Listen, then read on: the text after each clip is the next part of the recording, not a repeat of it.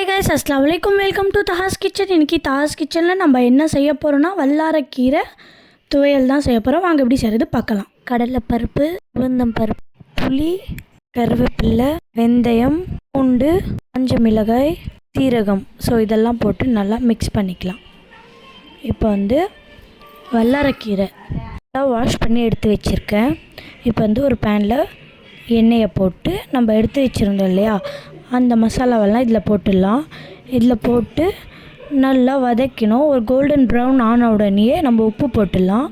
உப்பு போட்டு நல்லா கோல்டன் ப்ரௌன் ஆகிற வரைக்கும் நல்லா வதக்கலாம். வதக்கிட்டு இந்த மாதிரி ஒரு ஸ்டேஜ் வந்த உடனே இப்போ அந்த கீரை எடுத்து வச்சுருக்கோம் இல்லையா, இந்த கீரையை போட்டு நல்லா வதக்கலாம். வதக்கிட்டு ஒரு தொக்கு மாதிரி ஒரு ஸ்டேஜுக்கு வந்த உடனே நம்ம என்ன பண்ணலான்னா ஆற வச்சிடலாம். இந்த மாதிரி ஸ்டேஜுக்கு வந்த உடனே ஆற வச்சிடலாம். ஆற வச்சுட்டு அதுக்கப்புறமா ஒரு மிக்ஸி ஜாருக்கு மாற்றி நம்ம அரைச்சிட்டு வந்துடலாம்.